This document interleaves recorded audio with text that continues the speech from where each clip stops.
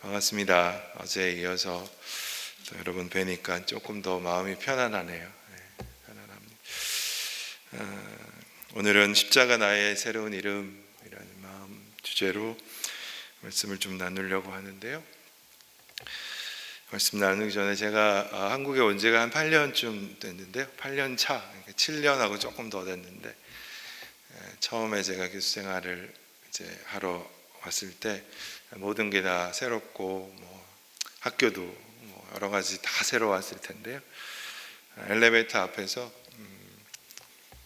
그 총장님을 한번 뵌 적이 있어요. 제가 처음 왔으니까 총장님이 제 이름까지는 모르셨는데 제가 뭘 가르치는 건지는 아셨어요. 그래서 상담학 가르치시죠? 그러시더라고요. 그래서 맞다고 저를 알아봐 주셔서 얼마나 고마운지. 그런데 이제 좀 우스갯소리로 농을 좀 섞으셔서 웃으시면서 심각하게 막 말씀하신 건 아니고요. 그냥 웃으시면서 그런 이야기를 하셨어요.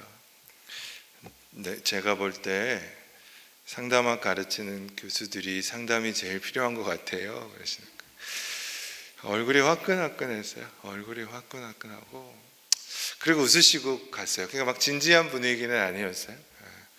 저를 막 혼내시려고 한 얘기가 아니라 그냥 지나갔는데, 그리고 제 연구실로 이제 가는데 그 말씀이 저한테는 천둥처럼 들리더라고요. 상담학을 가르치는 사람이 상담이 제일 필요한 게 맞구나. 그래서 그때부터 제가 그 말씀을 마음에 품고 살고 있어요.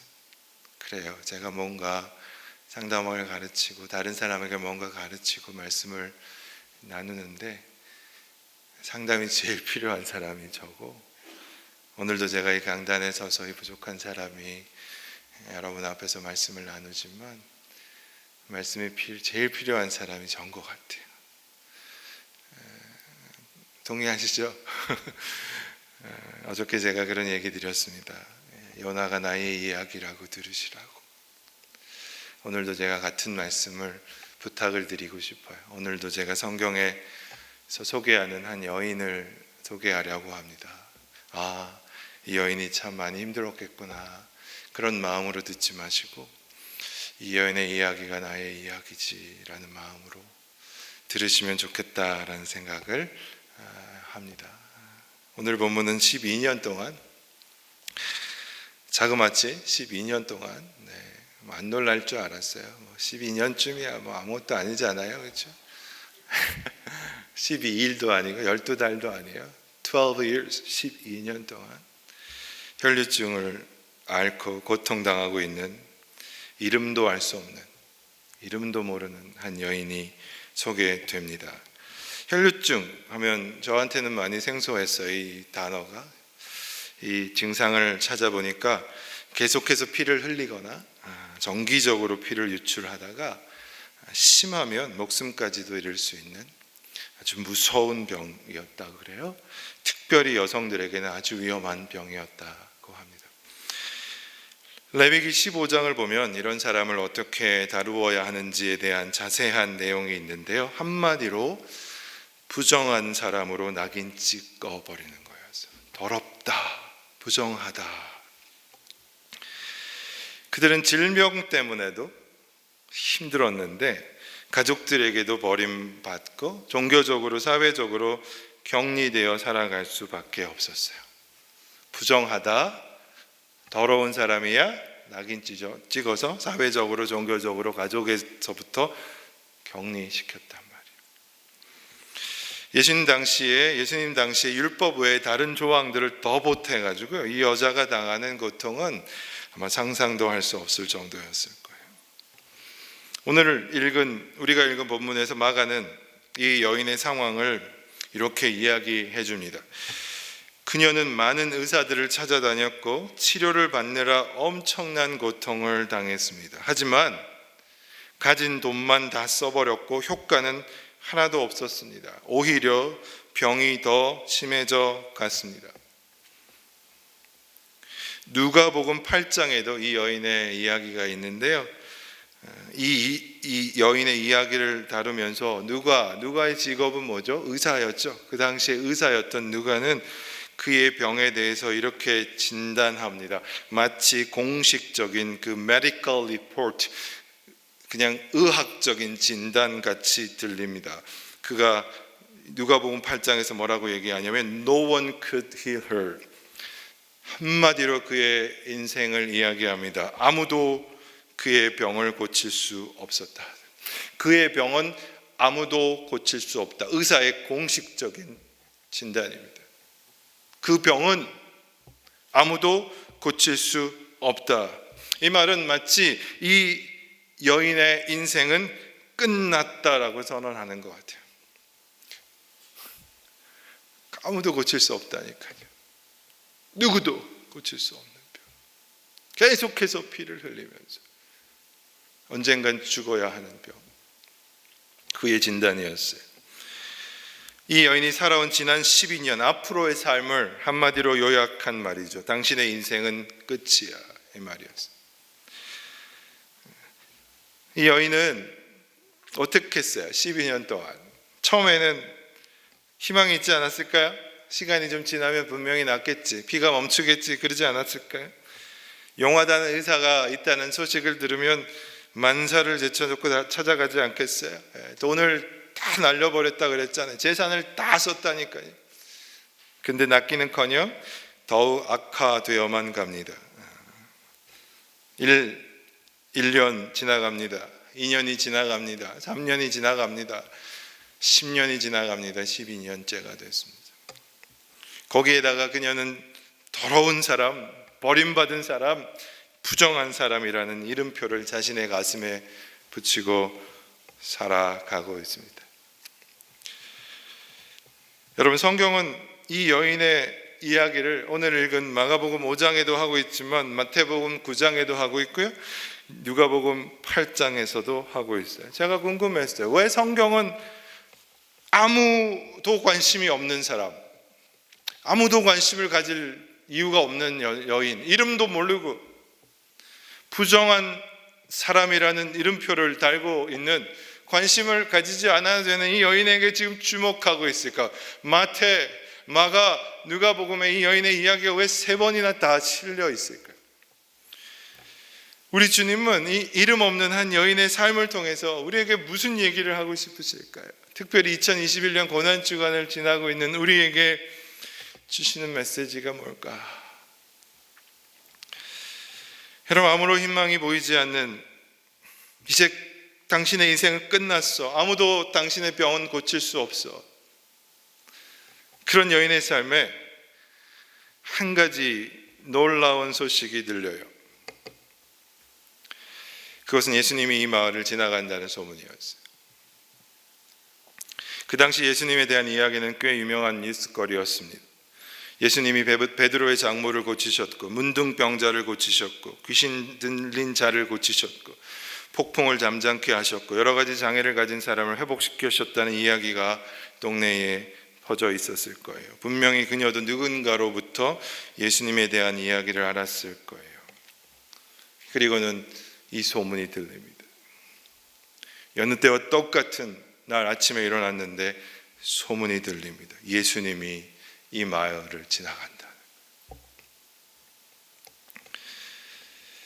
여러분이면 어떻게 했어요? 이 소문을 듣고. 이 여인은 이 소문을 듣고 이상한 얘기를 해요. 한번 볼까요? 이 소문을 듣고 이상한 얘기를 합니다. 28절입니다. 내가 그의 옷에만 손을 대어도 구원을 받으리라. 제가 못하는 영어로 한번 할게요. 지난 시간에 How are you 했나요? 저희가 안 했나? If I just touch his garment, if I just touch, 내가 그분의 garment, 옷에 터치만 해도, 그 다음을 잘 들어보세요. I will get well. I will get well. 내가 나을 거다. 그는 어떤 진단을 받았다고요? 아무도 고칠 수 없는 병. Nobody can heal her. 의사가 얘기했다니까요. 아무도 고칠 수 없는 병. 12년 동안 모든 자기 재산을 다 탕진해서 용하다는 의사를 다 만나봤단 말이에요. 그가 이야기합니다. 예수님의 소식을 듣고 그녀의 마음에 믿음이 생기는데요. 내가 나을 거야. 어떻게 하면? 그분의 옷에 터치만 해도. 여러분, I want to get well. I hope to get well. 나는 나을지도 몰라. 나으면 좋겠어. 예수님의 그 능력이 있는 분이라 그러니까 그냥 손에 그 옷에 터치만 하면 정말 나았으면 좋겠어. 정말 그랬으면 좋겠어. 그리고 간 게 아니라니까요. I want가 아니라 I hope가 아니라 I will. 이러면서 I will. 나는 분명히 나을 수 있어. 희망사항이 아니라 그녀 안에 생긴 강력한 믿음이었어요. 강력한. 저는 이 여인의 고백을 듣고 너무너무 놀랐어요. 지금 이 여인이 무슨 말을 하고 있는 거야? 이 정신 없이 그냥 하는 얘기가 아니야? 그런 생각이 들 정도였어요. 왜냐하면 그녀는 지금까지 자신의 비참하고 초췌한 모습, 죽어가고 있는, 계속 병이 악화돼 가고 있는 그런 모습들을 보면서 자기 자신을 향해서 무슨 얘기를 했을 것 같을까요? 긍정적인 얘기를 했을까요? 아니요. 자기 자신을 향해서도 수많은 부정적인 말들을 했을 거고요. 사람들은 그녀에게 수많은 거절감, 무시, 조롱하는 이름표를 붙여줬을 거고요. 그렇게 살아온 인생이었는데 지금 완전히 다른 이야기를 하고 있는 거예요. 지금까지 믿어왔던 그의 믿음과 완전히 다른 믿음을 얘기하고 있는 거예요. 지금까지 그녀는 분명히 이런 이야기를 자신에게 했겠죠. 만약 내가 이 병만 없었더라면, 만약 내가 가진 돈이 조금 더 많았더라면, 내가 조금만 더 부자였더라면, 내가 조금만 더 유능한 의사를 만났더라면, 내가 이런 부모를 만나지 않았더라면, 더 심하게 얘기해 볼까요? 내가 태어나지 않았더라면, 만약 했더라면, 만약 그랬더라면, 만약 내 인생이 달랐을 텐데. 자신의 처지와 형편을 보면서 그녀의 마음속에 수많은 only if, 만약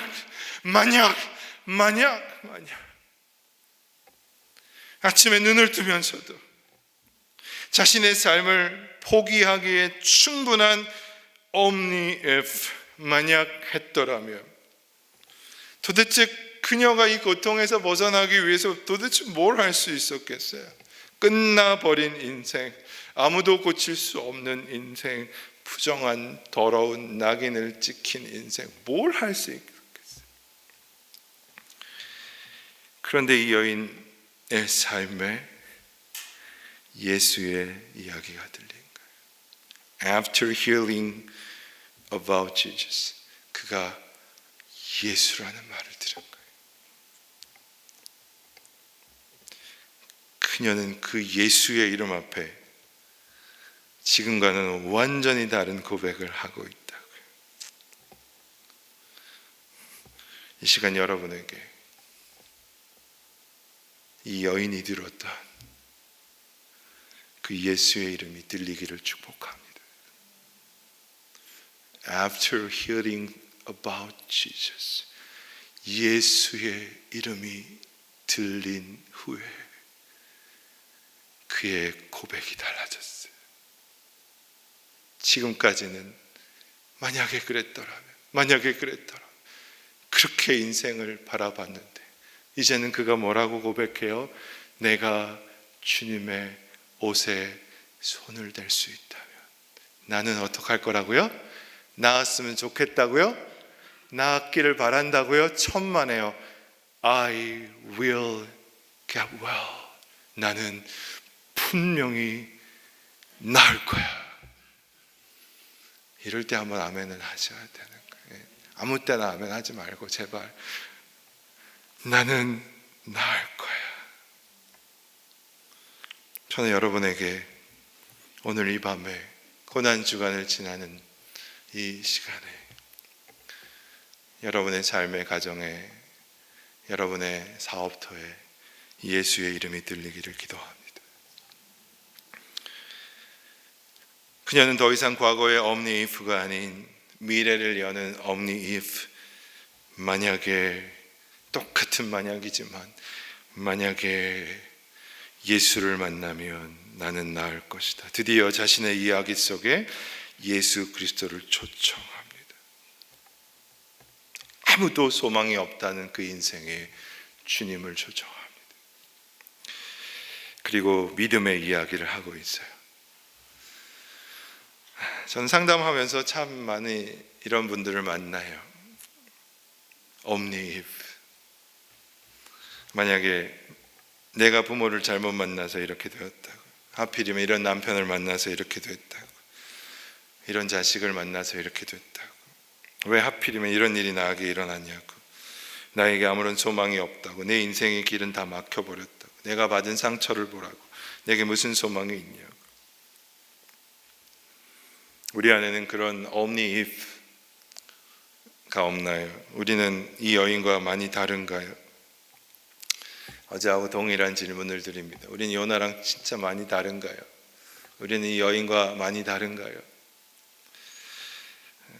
우리는 이 여인과 많이 닮아 있는 것 같아요.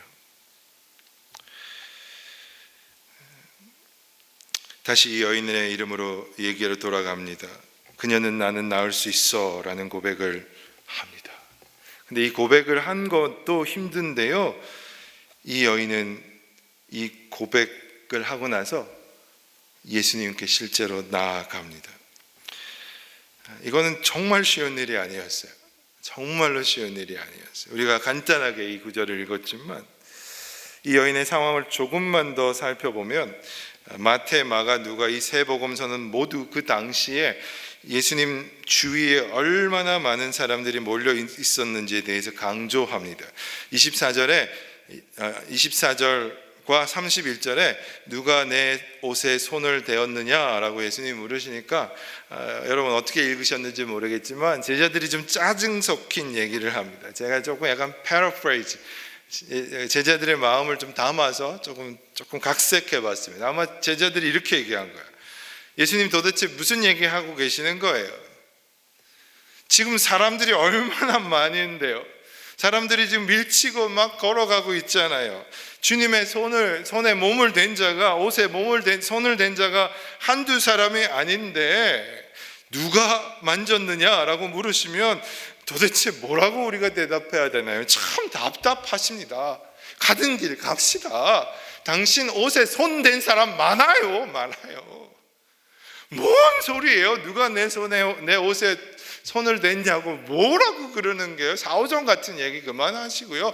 갑시다. 지금 예수님은 또 급하게 가시던 길이었어요. 야이로라는 회당장의 어린 딸이 죽게 되었다는 소식을 듣고 자기 집으로 고쳐와라는 간곡한 요청을 받고 급히 가시던 길이었다니까요. 그 어린 딸을 만나러 가시는 길이었어요. 근데 그 바쁜 그 걸음을 가시는데 예수님이 갑자기 멈추어 서시더니 갑자기 이런 얘기를 하시는 거야. 누가 내 옷에 손을 대었느냐? 무슨 말입니까? 무슨 말? 여인이 예수님께 가까이 가는 게 너무나 힘들었어요. 너무나 많은 사람들이 있었어요. 가까이 가는 것조차도 힘들었어요. 거기에다가 아까 이 여인은 어떤 여인이었다고요? 부정한 자라고 낙인이 찍혀 있었단 말이에요. 어떻게 살고 있었다고요? 종교적으로, 사회적으로, 가족으로부터도 격리되어 살고 있었다. 이 여인이 지금 어떻게 하고 있다고요? 무리 사이에 뛰어들어간다. 여러분, 이게 여러분 같으면 가능하시겠어요? 예수님을 만났으면 좋겠다 이런 마음이 드는 것도 힘든데 거기까지 나가시겠냐 말이에요. 무리 사이로 들어가시겠냐, 무리 사이를 비집고 들어가시겠냐 말이에요. 혹시라도 누군가가 내가 부정한 여인이라고 손가락질 지적만 해도 돌을 맞아 죽어도 괜찮은 상황이란 말이에요. 마치 에스더가 죽으면 죽으리라. If I perish, I will perish. 내가 이 일을 행하면서 내가 죽어도 죽겠다 하고 그 아닥사스다 왕 앞으로 가는 그 심정이었을 거예요. 두려움과 부끄러움을 무릅쓰고 그 가운데로 뛰어 들어가고 있다는 것이죠. 그리고는 예수님의 옷에 손을 대요. 그런데요, 잘 들으세요. 예수님은요, 수많은 사람들이 옆에서 밀치고 수많은 사람들이 손을 댔지만 그녀의 터치는 달랐어요. 완전히 다른 믿음의 터치였어요. 그래서 예수님이 나중에 34절에 이렇게 얘기합니다. 네가 내 옷에 손을 댔기 때문에 네가 나았다. 네가 나의 옷에 어떤 마술적인 힘이 있기 때문에 나았다 그러지 않으셨어요. 예수님이 뭐라고 얘기하십니까? 따라 네 무엇이? 네 믿음이. 손을 댄 행위가 아니에요. 아, 네가 마침 내 옷에 손을 댔구나. 그래서 아니에요. 네 뭐요? 믿음이. 네 믿음이 너를 구원하였다. 평안히 가라 그러시는 거죠. 만약 이 여인이 예수님의 소문만 들었을 뿐 그대로 그 자리에 누워 있었다면 그녀에게는 아무런 일도 일어나지 않았을 것입니다. 하지만 그녀는 12년간 누워 있었던 비참한 자리에서 주님을 만나기 위해서 일어납니다. 믿음의 걸음을 걷습니다. 이 믿음이 그녀의 삶에 혁명을 불러왔어요. 진짜 우리를 살리는 믿음은 우리를 일어나게 합니다. 일어나게 합니다. 주님께 가게 합니다. 그 믿음이 여러분을 살리는 거예요. 오늘 이 시간에 여러분이 그 믿음으로 이곳에 오셨다고 믿습니다. 온라인으로 이 말씀을 함께 하고 있는 그 여러분의 믿음의 고백이 여러분의 가정을 살릴 것입니다. 그 믿음에 예수를 붙드는 그 믿음이, 예수의 십자가를 붙드는 그 믿음이 여러분을 지금까지 붙들고 있었던 그 죄의 사슬에서 끊어낼 줄 믿습니다. 이 여인의 용기는 저를 포함해서 우리 모두를 많이 부끄럽게 합니다. 평생 교회 다녔지만, 평생 신앙생활 했지만, 평생 예배를 드렸지만 그냥 그 자리에 머물러 있는 우리의 모습. 예수의 소문은 많이 들었는데 주일날 목사님을 통해서 예수님의 이름은 수천 번 수만 번 들었는데 그냥 그 자리에 있는 것이죠.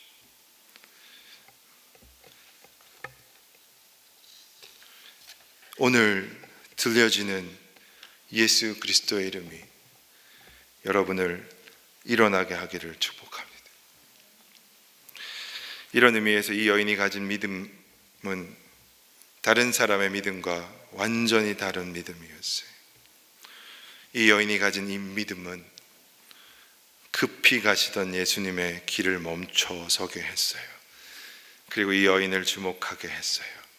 32절 말씀을 보니까 예수께서 참 재밌는 이야기를 하세요. 이 일을 행한 여자를 보려고 둘러보시니 그래 됐어요. 예수님이 누군지 몰라서 둘러보신 게 아니에요. 오해하지 마세요. 누가 누군지 모르고 제자들에게 물어보신 것도 아니에요. 분명히 말씀하세요. 이 일을 행한 여자를 보시려고. 예수님은 분명히 아셨어요. 그 여인이 믿음으로 그 예수 그리스도의 옷을 붙잡았을 때 분명히 아셨어요. 주님은 그 여인의 믿음 보시고 가시던 길을 섰어요. 오늘 이곳에 있는 여러분의 그 믿음이 주님을 멈추어 서게 할 것입니다. 이 은혜샘 물교에 주님이 머물게 할 거예요. 지나가시다가도 여러분의 가정에 예수가 머무시는 거예요. 뭐 하시려고? 누가 이런 믿음이 있느냐 보시려고. 이 가정에 누가 믿음으로 나를 찾고 있는가? 이 은혜샘 물교회에 누가 믿음으로 나를 찾고 있는가? 주님이 오시는 거예요. 주님. 그런데요, 주님이 막 찾으시는데 이 여인은 도망칩니다. 피합니다. 여인은 아무 일도 없었던 것처럼 슬그머니 도망치려고 했어요. 근데 주님은 계속 그 여인을 찾으시는 거예요. 성경에는 구체적인 기록이 없는데요, 누가복음에는 조금 더 자세하게 설명이 되어 있는데, 누가복음에는 이렇게 되어 있어요. 여인이 더 이상 숨길 수 없는 것을 알고는 예수님 앞에 엎드렸다는 기록이 있어요. 더 이상 도망칠 곳이 없는 거예요. 예수님이 하도 찾으시니까. 성경에는 그런 기록이 없지만 maybe 아마도 예수님을 찾으시다가 아마 예수님과 그 여인의 눈이 마주쳤을지도, 성경에는 그런 기록은 없어요. 하지만 예수님이 눌러보시다가 그 여인의 눈과 예수님의 눈이 마주쳤을지도 모르겠어요. 그러니까 그 여인이 이제 더 이상 도망칠 곳이 없구나. 그리고는 예수님 앞에 엎드립니다. 마치 물건을 훔치다가 현장에서 잡힌 도둑과 같은 마음으로, 무서운 마음으로 주님 앞에 엎드립니다. 오늘도 그 얘기 하시죠. 여자가 자기에게 이루어진 일을 알고 어떻게 해요? 두려워하며 떨며 와서 그 앞에 엎드려 고하니. 두려워서, 무서워서. 그런데 주님이 그 두려움으로 떨고 어깨를 들썩이는 그 여인을 보면서 이렇게 말씀해 주십니다. 따라. 나중에 이 얘기를 좀 더 자세히 할게요. 따라. 이 여인은 이름도 없다니까요. 따라. Daughter, my daughter. 내 믿음이 너를 구원하였느니라. 평안히 가라. 그 다음에요, 네 병에서 놓여 건강할지어다. 아멘. 이것이 도망치듯 그 자리를 피하고 있는 이 여인을 주님이 그토록 찾으셨던 이유였을 거예요. 주님은 이 여인에게 단지 병고침만 주시고 이 땅에서 그냥 편하게 살게 하시는 게 아니라 따라 하나님의 백성으로 받아주시고 앞으로 영원한 샬롬을 주시기 원하셨던 거죠. 그래서 주님은 그 여인을 만나기 위해서 급히 가시던 길을 멈추어 서신 것이죠. 이 여인을 찾으시는 주님의 모습을 통해서 우리는 두 가지 사실을 배울 수 있어요. 두 가지를 나누고 말씀을 마무리하려고 그래요. 첫 번째는 주님은 우리의 믿음의 상태가 어떠하든지, 우리의 모습이 어떠하든지 있는 모습 그대로 주님 앞에 가면 우리를 받아주시는 거예요. 아무 상관이 없어요. 있는 모습 그대로, 우리가 혈루병을 가졌든지, 아까 우리 찬양인도 하시는 우리 강도사님이신가요? 지독한 죄라고 얘기하시더라고요. 우리의 지독한 죄가 예수의 보혈 앞에 씻겨 있습니까?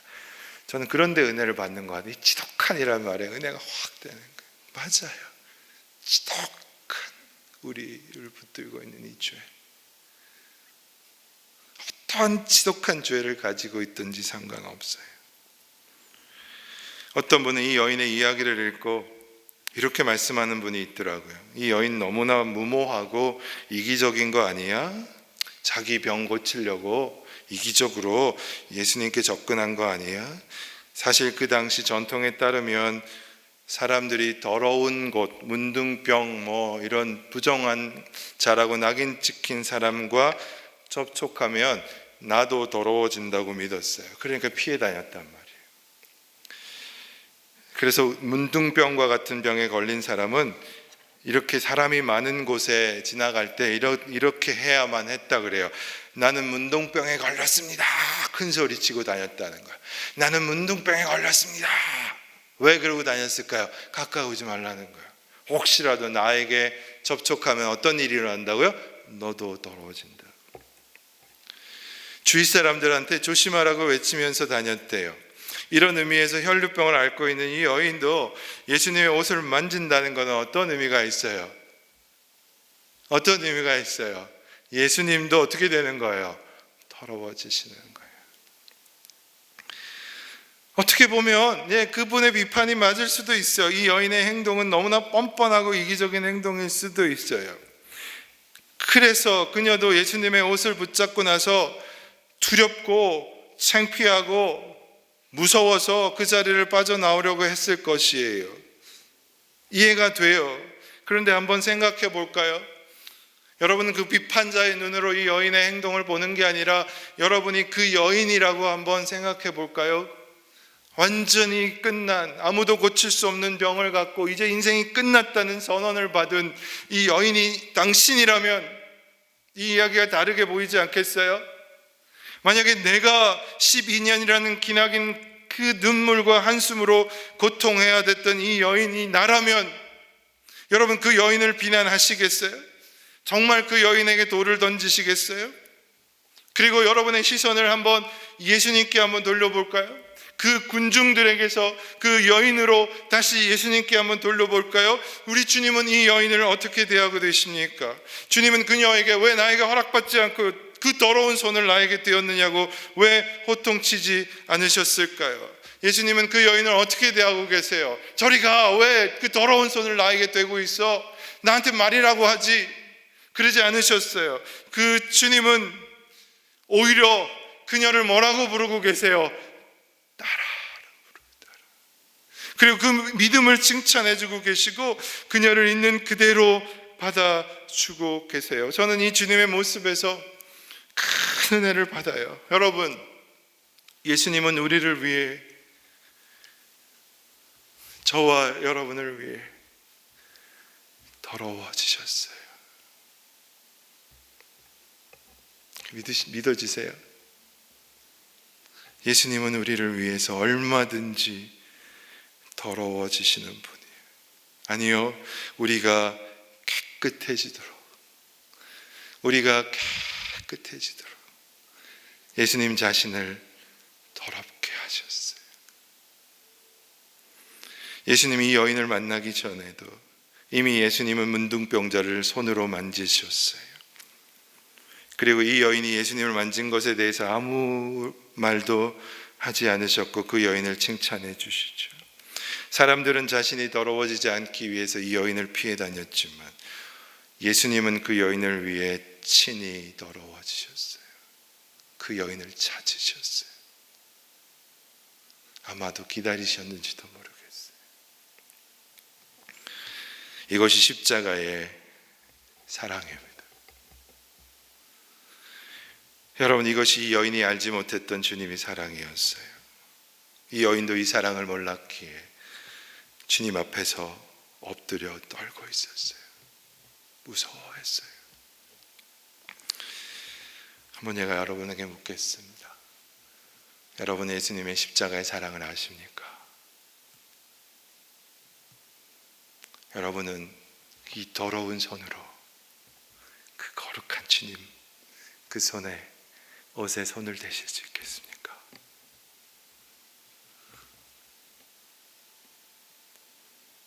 아무 자격이 없고 가치 없는 저와 여러분을 살리기 위해 그 험한 십자가의 자리, 그 험한 십자가를 지신 그 사랑을 아십니까? 정말 아십니까? 정말 아십니까? 십자가에서 가장 비참하고 수치스러운 일을 당하시기까지 단 한 말씀도 하지 않으셨던 그 주님의 사랑을 아십니까? 골고다 십자가의 길을 가시기 전에 골고다 언덕에서 주님이 뭐라고 기도하신지 아세요? 내일이 이제 Good Friday, 성금요일인데 영어로는 참 재밌는 표현이래요. 성금요일이라고 우리는 부르는데 미국에서는 Good Friday라고 그래요. 좋은 금요일. 왜 좋다고 불렀을까요? 예수님의 십자가가 그렇게 귀하다는 거예요. 그렇게 좋은 소식이에요, 우리에게. 그 골고다 언덕에서 예수님이 뭐라고 기도하신 줄 아세요? 아버지여, 아버지여, 이 잔을 내게서 옮겨 주옵소서. 할 수 있거든. 주님, 이 잔을 옮겨 주십시오. 눈물이 핏방울처럼 흘러나오면서 기도하셨어요. 제발, 제발 이 잔을 옮겨 주세요. 하나님, 할 수 있잖아요. 할 수 있죠. 기도하시다가 마지막에 하지만 당신의 뜻이 이루어지기를 원합니다. 그 고통 가운데 홀로 기도하셨던 주님의 사랑을 아십니까? 한마디만 하셨다면 아마도 그 고통을 당하지 않으실 수도 있었어요. 여러분, 베드로가 말고의 귀를 쳤을 때 주님이 하신 말씀을 기억하시죠? 내가 지금 아버지께 구하여 12영이나 되는 천사를 보내게 하실 줄 모르느냐 너는? 지금 내가 한마디만 하면 지금 12영이나 되는 수많은 천사들이 지금 내려올 수 있다는 거, 이 사건을 끝낼 수 있다는 거 너 모르느냐? 그렇게 베드로를 책망하시죠. 예수님은 끝까지 침묵하세요. 끝까지요. 한마디만 하시면 돼요. come, 와 하면 그냥 끝나는 거예요. 끝나는 거. 이 상황 종료예요. 한마디만 하시면 12명 천사들이 옆에 기다리고 있었어요. 예수님이 한마디만 하셨으면 come, 와 하면 상황 종료예요. 한마디만 하시면 되는데 우리 때문에 예수님은 그 한마디를 안 하시는 거예요. 그 한마디를 안 하시는 거예요. 왜요? 우리가 그럴 만한 가치가 있는 사람들입니까?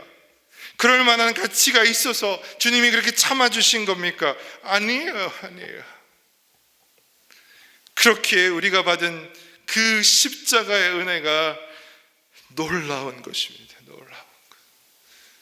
그래서 우리가 받은 그 은혜가 amazing grace, amazing. 더러워지실 필요가 없는, 죄 없는 거룩한 예수님이 전혀 그럴 자격이 없는 우리를 위해서 친히 더러워지신 것, 이게 은혜예요. 은혜. 그리고는 이렇게 말씀하시는 거죠. 평안히 가라. 내가 너를 위해 그 고난을 다 당했다. 평안히 가라. 오늘 이 주님의 음성이 여러분의 심장에 들리시기를 기도합니다. 평안히 가라. 이제 네가 당해야 되는 모든 고난을, 죄의 값을 내가 다 당했다. 이제는 평안히 가라. 여기에 우리의 위로가 있고 여기에 우리의 힘이 있어요. 저는 기적 중에 기적은 주님이 아직도 저를 포기하지 않으셨다라는 사실이라고 늘 얘기해요.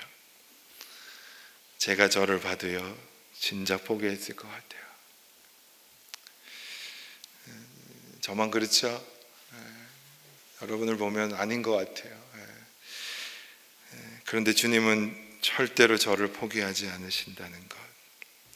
넘어진 나를 또 찾아오셔서, 무너진 나의 삶의 터전에 또 찾아오셔서, 잊어버린 나의 사명의 자리로 또 찾아오셔서 나를 붙드시는 그 사랑, 그것이 기적 중에 기적인 거예요. 포기하지 않으시는 사랑. 제가 너무 좋아하는 찬양이 있어요. 말씀 끝나고 한번 같이 이렇게 노래하려고 그래요. 못하는 노래지만요, 아시면 좀 같이 해볼까요?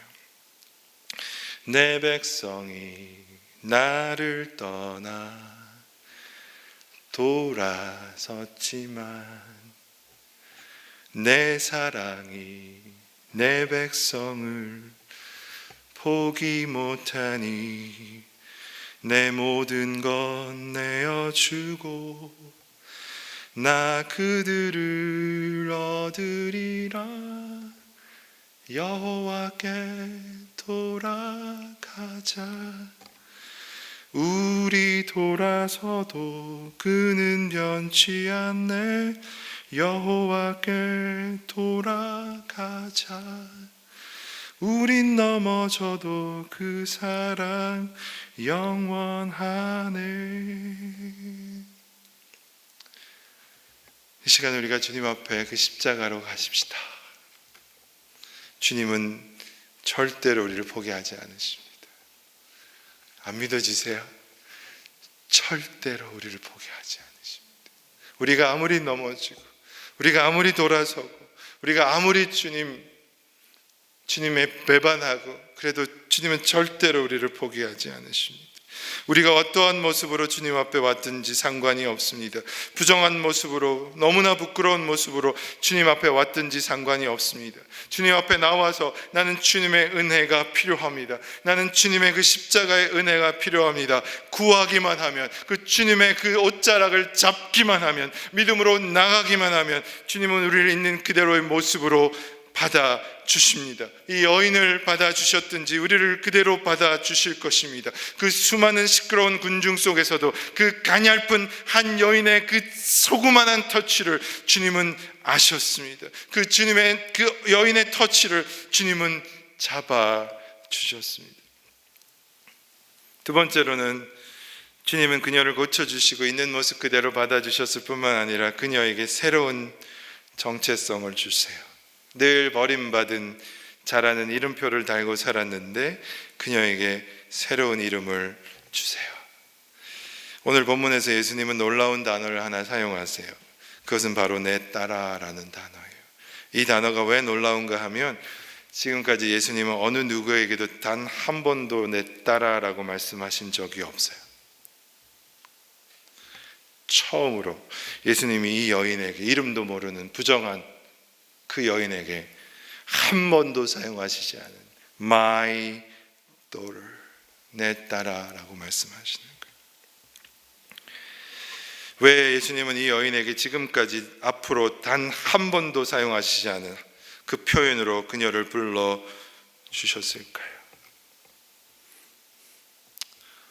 예수님이 이 여인이 얼마나 힘들게 살아온 걸 아셨어요. 저는 이 주님이 너무 좋아요. 예수님이 이 여인이 얼마나 어려웠던 것을 아셨어요. 그녀가 우리가 상상할 수 없는 모든 종류의 어려움을 당하고 살았다는 것을, 앞으로도 그렇게 살아야 할 처지라는 걸 너무나 잘 아셨어요. 주님이 이 여인을 구하지 않으면 자기 힘으로 해결할 수 없다는 여인이라는 걸 너무나 잘 아셨어요. 마태복음에서 예수님이 이 여인에게 이렇게 말씀하세요. 딸아, 안심하라. 너의 믿음이 너를 구원하였다. 다른 말로 하면 두려워 말라. 그 다음 이 말이에요. 이제 너는 내 딸이다. 아멘. 두려워 말라도 은혜가 되는 말인데, 너는 이제 내 딸이다. 너는 이제 내게 속했다. 네 믿음이, 너의 그 믿음이 네가 나를 붙잡았기에 이제는 내가 너를 붙잡겠다. 아멘. 네가 나를 붙잡았기에 이제는 내가 너를 붙잡겠다. 예수님이 왜 이 여인을 이렇게 찾으셨을까요? 그렇게 가자고 하는 제자들, 사람들 많습니다. 급합니다. 지금 첫 야이로의 딸을 만나야 됩니다. 예수님 그냥 이상한 소리 하지 말고 갑시다 했을 때 누가 내 옷에 손을 대었느냐, 누가 내 옷에 손을 대었느냐. 예수님 왜 그렇게 찾으셨을까요? 왜 이렇게 그렇게 간절히 그 여인을 찾으셨을까요?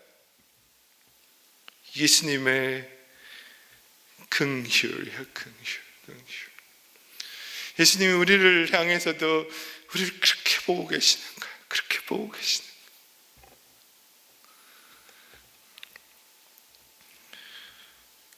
지금까지 아무도 자기를 내 딸아라고 불러준 적이 없어요. 그런데 하나님의 아들 예수 그리스도가 그녀를 친히 내 딸이라고 불러주신 거죠. 이 순간에 이 여인은 아무것도 아닌 사람에서 아주 중요한 사람이 되었어요. From nobody to somebody. 아무것도 아닌, 이름도 없는 사람이었는데 이제는 그리스도 안에 속한 사람이 되어버린 거죠. 지금 이 순간 이 여인은 영원한 하나님의 나라, 하나님의 가족으로 입양되는 영광을 누리고 있는 것입니다. 이 여인이 들었던 말은 우리 모두가 들어야 될 말입니다. 아들아, 너는 내 딸이야. 너는 내 아들이야. 내가 너를 위해 십자가를 졌어. 이제 너는 내게 속했어. 평안히 가라. 내가 너를 붙들 거야. 내가 너 자녀를 내가 붙들 거야. 이 샘물교회, 은혜 샘물교회를 내가 붙들 거야. 그 음성이 이 교회와 여러분의 삶과 가정과 자녀 손 위에 들려지기를 축복합니다. 에베소서 1장 6절에 사도 바울은 우리에게 아주 중요한 얘기를 하고 있습니다. 1장 6절을 제가 읽어볼게요. 이는 그가 사랑하는 자 안에서 우리에게 거저 주시는 바 그의 은혜의 영광을 찬송하게 하려는 것이라 그랬어요. 이는 그가 사랑하시는 자 안에서, 사랑하시는 자 안에서, 어디서 많이 들어본 말 아니에요? 예수님이 세례 받으실 때 하나님이 예수님을 향해서 이렇게 말씀하셨죠. 이는 내 사랑하는 아들이요 내 기뻐하는 자다. 하나님이 예수 그리스도를 향해서 그렇게 얘기하세요. You beloved son. 이는 내 사랑하는 아들이요 내가 기뻐하는 자다. 사도 바울은 그의 서신에서 자그마치 90차례나 그의 사랑하는 자라는 구절을 우리에게 말씀하시고 있어요. 성도들에게 사도 바울은 말하고 있어요. 90번이나 그의 서신에서 너희들은 그의 사랑받은 사람이다. 사도 바울은 우리에게 이렇게 얘기하는 거예요. 당신은 이제 그리스도 안에 있는 사람입니다. 당신은 그리스도 안에 있다면 당신은 그리스도처럼, 하나님이 그리스도에게 말씀하신 것처럼 당신은 하나님의 사랑을 받은 사람입니다. 90번이나 외치고 있어요. 잊지 마십시오, 성도 여러분. 잊지 마십시오, 성도 여러분. 당신이 그리스도 안에 있다면 당신은 그리스도의 사랑을 받은 사람입니다.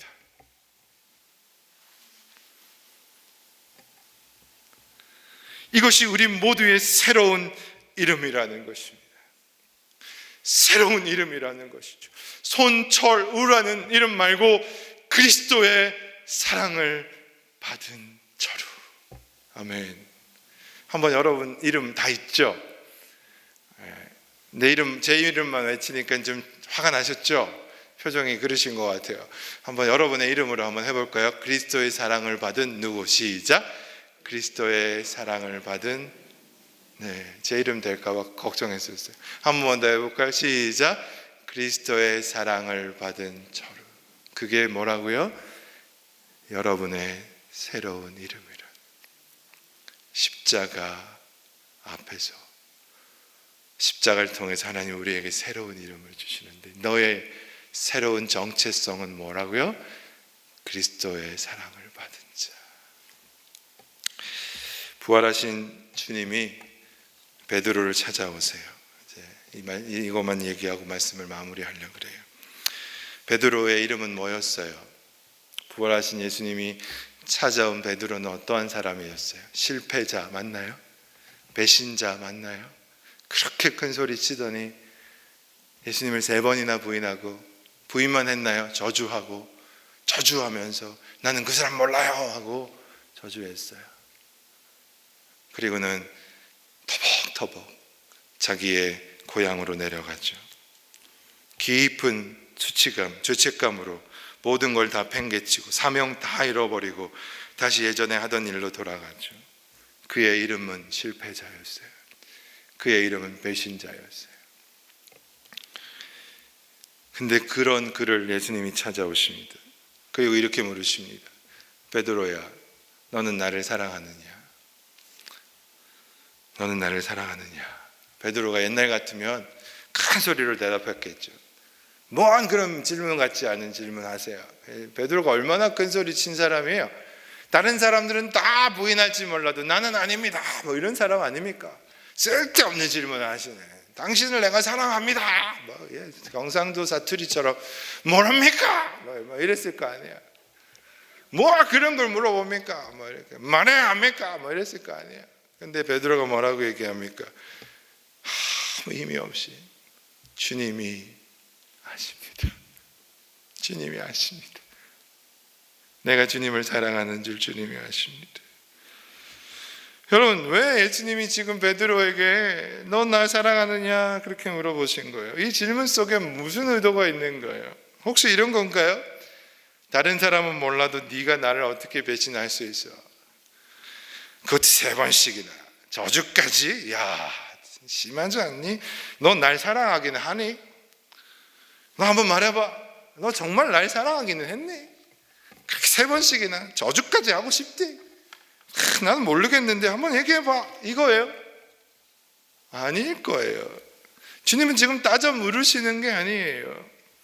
의심스러워서, 정말 베드로의 사랑이 몰라서 한번 말해보라고 지금 따져 묻으시는 게 아니에요. 베드로의 상처를 다시 끄집어내가지고 지금 또 부끄럽게 하시는 걸까요? 아니에요. 그 뒤에 이야기를 읽어보시라고요. 그 베드로의 이야기에 대한 어떤 한 목사님이 설교를 하는데요, 목사님이 자기 아들하고의 관계에 비유해서 이렇게 얘기하시더라고요. 아직도 그 마음이 제게 남아있는데요, 그 목사님은 자신의 아들에게 물어봤던 질문을 떠올리면서 이렇게 얘기하시는 거예요. 제가 아들에게 Son, do you love me? 라고 물었을 때 무슨 의미가 있는지 물으시더라고요. Son, do you love me? 라고 물어봤을 때 이분이 이렇게 얘기하시는 거예요. 저는 뭔가 그에게 대답을 듣고 싶어서가 아니고 그가 나를 사랑하는지 몰라서가 아니라 내가 정말 우리 아들에게 하고 싶은 말은 이 말이었다는 거예요. 아빠는 너를 사랑해. 어떤 일이 있어도 너를 사랑해. 네가 똑똑하든 잘났든 못났든 상관없이 널 사랑해. 이렇게 말하는 거였다는 거예요. Do you love me? 라는 말이. 그러니까 질문이 아니라 선언이었다는 거예요. 너는 나를 사랑하느냐? 라는 질문은 너 나 사랑하는지 대답해봐가 아니라 내가 너를 사랑해 라는 예수님의 선언이었다는 거예요. 질문이 아니라 선언이었다는 거예요. 맞아요. 지금 베드로에게 예수님이 이렇게 말씀하는 건 아닐까요? 베드로야, 네가 실패했든지 성공했든지 네가 나를 배신했든지 상관없어. 나는 널 사랑해. 너도 나 사랑하지. 그러면 됐어. 다시 시작해보자고. 다시. 아멘. 하나님 오늘도 여러분에게 물으십니다.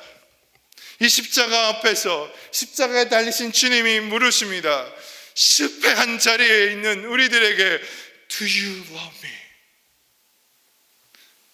여러분 뭐라고 대답하시겠어요? 자신 없이 베드로처럼 주님 아시지요. 그때 주님이 이 십자가에서 우리에게 말씀하시는 거예요. 나는 널 사랑해. 난 널 사랑해. 끝까지 해볼까요? 난 널 사랑해. 아멘 나올 때까지 할 거예요. 난 널 사랑해. 난 널 정말 사랑해. 네가 어떻든지 난 널 사랑해. 너도 나 사랑하지.